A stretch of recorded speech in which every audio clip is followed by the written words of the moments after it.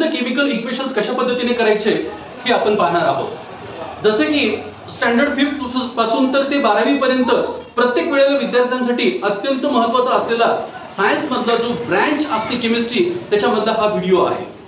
जसे की आपण बघितलं इयत्ता 6वी 7वी 8वी पासून काही symbolical name of their the elements, जसे की कार्बन म्हटल्यानंतर C, हायड्रोजन्स म्हटल्यानंतर H, त्याच्यानंतर क्लोरीन म्हटल्यानंतर Cl, these are the all elements which they are the symbolical representation, we know that, हे आपल्याला माहिती आहे।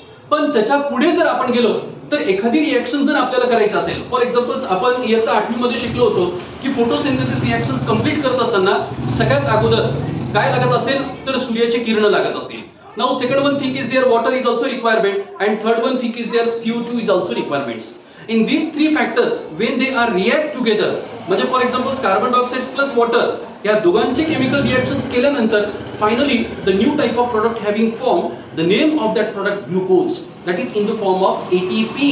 ATPच्या फॉर्म मध्ये काय तयार झालं, त्या वनस्पतींना आवश्यक असणारी एक एनर्जी तयार झाली and to release their the oxygen molecules, आणि तिथे ऑक्सिजन मॉलिक्युल्स रिलीज झाले।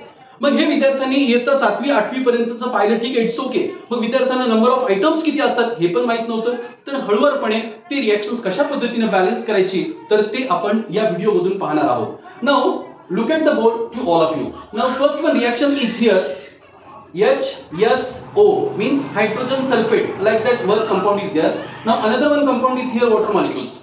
When these two compounds having react together, when these two compounds having react together to form their single product, म्हणजे दोन किंवा दोन पेक्षा जास्त जर पदार्थ मिसळले तर एक किंवा एक पेक्षा जास्त प्रोडक्ट्स तयार होत असतील।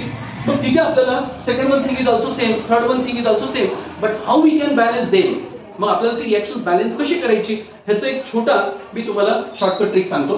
पहा, इथे हायड्रोजनचे किती आयटम आहेत, 2 आयटम आहेत। इथे जर पाहायला गेलं इथे 2 आहेत, मग 2 + 2 किती झाले, हायड्रोजनचे 4 आयटम झाले।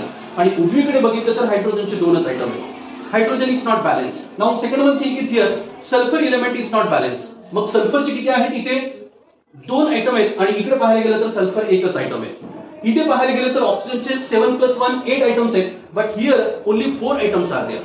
मग ह्याला जर बॅलन्स करायचं म्हटलं बेटा, इयत्ता 10वी 11वी 12वीला जर बॅलन्स करायचं म्हणलं तर near about 7 to 8 steps are required to balance there the chemical equations. मग काय काय स्टेप्स आहेत ते मी तुम्हाला तोंडीच सांगतो। First one step is there, rewrite the chemical equation as it is, जशात जसं समीकरण लिहायचं। Second one that step is there, count the number of items in LHS and RHS, म्हणजे डाव्या बाजूकडील जेवढे एलिमेंट्स याच्यामध्ये पार्टिसिपेट झाले त्यांचे आयटम्स मोजायचे। मग जसे की आपण हायड्रोजनचे आयटम मोजले 4 आहे, सर इकडे उजवीकडे 2च आहेत, मग ते बॅलन्स नाहीये।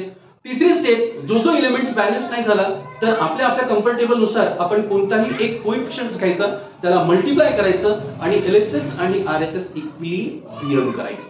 तर पाहूया बेटा, चला हायड्रोजनचे 2 + 2 4 झाले, मग इथं जर 2च आहेत सर, मग जर मी ह्याला 2 ने मल्टिप्लाय केलं, हे शॉर्टकट ट्रिक सांगतोय मी तुम्हाला, जर मी ह्याला 2 ने मल्टिप्लाय केलं तर आता किती झाले आपण मोजूया। 2 × 2 = 4, म्हणजे इकडे पण 4 हायड्रोजन झाले आणि इथे पण 4 हायड्रोजन झाले, बॅलन्स झालं। नंबर ऑफ आयटम्स हायड्रोजनचे बॅलन्स झाले। नाउ सल्फर हियर 2, आता इथे सल्फर मोजूया, हेच 2 ने आपण ह्याला पण मल्टिप्लाय करू शकतो, म्हणजे तिथे सल्फर पण बॅलन्स झाला। आता ऑक्सिजन पाहायचं, 7 + 1 लेफ्ट हँड साइडला 8 ऑक्सिजन होते, आता उजवीकडे 2 × 4 = 8, म्हणजे अशा पद्धतीने ती रिएक्शन काही सेकंदामध्ये आपल्याला बॅलन्स करता येते। when these two products having react together to form their single product, that is known as the sulfuric acids. Same अशाच पद्धतीने सेकंड रिएक्शन्स पहा विद्यार्थी मित्रांनो। हे स्टेप्स आपण खूप सारे स्टेप्स फॉलो करण्यापेक्षा आपल्याला बेस्ट वे की करण सरांनी सांगितलेली जी ट्रिक आहे ती आपल्याला अप्लाय करायची। and now we will get there within the brief fraction second our final answers. now check them. now sulfur here 2, now hydrogen here 2, oxygen here 2, and here count their number of sulfur here only 1, now here oxygen only 1, now hydrogen here 2. मग इथे sir आपल्याकडे 2 आहेत, मग इथे oxygen पाहायला गेलं तर 2 आहे, मग आपण एका एलिमेंट्सला अगोदर बॅलन्स करू। समजा मी जर याला 2 ने जर मल्टिप्लाय केलं, याला जर 2 ने, आपण आपल्या आता सांगितलं होतं करण सरांनी की आपल्याला पाहिजे त्या कोएफिशियंट्सने त्याला मल्टिप्लाय करायचं and to balance there the number of items in LHS and RHS। चला 2 × 2 = 4, सर 4 हायड्रोजन झाले, इथे किती झाले 2 हायड्रोजन्स। नाउ एकाला आपण बॅलन्स करता कधी कधी एखादा दुसरा एलिमेंट्स मिस होऊ शकतो किंवा दुसऱ्या एलिमेंटचे नंबर ऑफ आयटम्स वाढू शकतात, डोंट वरी। मग ऑक्सिजन किती झाले सर इथे 2, सर इथे ऑक्सिजन छान पद्धतीने बॅलन्स झाला हो sir. Best way. Now oxygen here balance. Now hydrogen is eight not balance. Now here hydrogen and here hydrogen not balance. मग आपल्याला हायड्रोजन्सला बॅलन्स करण्यासाठी मग इथे कितीने मल्टिप्लाय करावं लागेल? 2 ने. मग 2 2 जा 4 हायड्रोजन झाले. इकडे पण 2 2 जा 4 हायड्रोजन झाले. Now oxygen here 2. Now here oxygen also 2. जसे की मी वर दाखवलंच होतं ते आता परत डबल बॅलन्स झाले. आता सर सल्फर मोजूया आपण. आता last one element is there now sulphur. सल्फरचे इकडे किती आयटम्स आहेत? 2 आहेत आणि इकडे सल्फरचा 1 आहे. म्हणजे डाव्या बाजूकडे सल्फरचे किती आहेत? 3. तर उजव्या बाजूकडे पण 3च असायला पाहिजे sir. Now here multiply by 3. अशा पद्धतीने आपल्याला ती रिएक्शन्स बॅलन्स करता येते आणि हीच रिएक्शन्स आज 11वी 12वीच्या विद्यार्थ्यांना बॅलन्स करता येत नाहीये की आपण शॉर्टकट पद्धतीने बॅलन्स करता येते.